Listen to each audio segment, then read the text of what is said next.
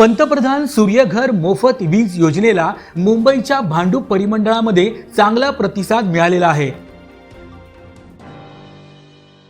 महावितरणाच्या या परिमंडळात 600 ग्राहकांनी आपल्या घराच्या छतावर सौर ऊर्जा प्रकल्प बसवलेले आहेत आणि त्यामधून त्यांना मोफत वीज मिळणे देखील सुरू आहे। यामध्ये ठाणे शहरात 53 तर वाशीमध्ये 150, पेणमध्ये 397 अशा एकूण 600 ग्राहकांनी सौर वीज मिळवण्यास सुरुवात केलेली आहे। यामुळे त्यांच्या वीज बिलाची बचत होत आहे।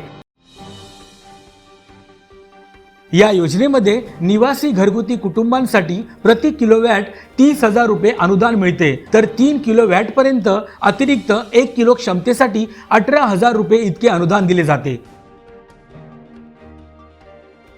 ही योजना फायद्याची असल्यामुळे नागरी भागात देखील ग्राहकांचा मोठा ओढा सौर ऊर्जेकडे वाढत आहे। महायुती सरकारमुळे नागरिकांच्या वीज बिलाची मोठ्या प्रमाणात बचत होत आहे।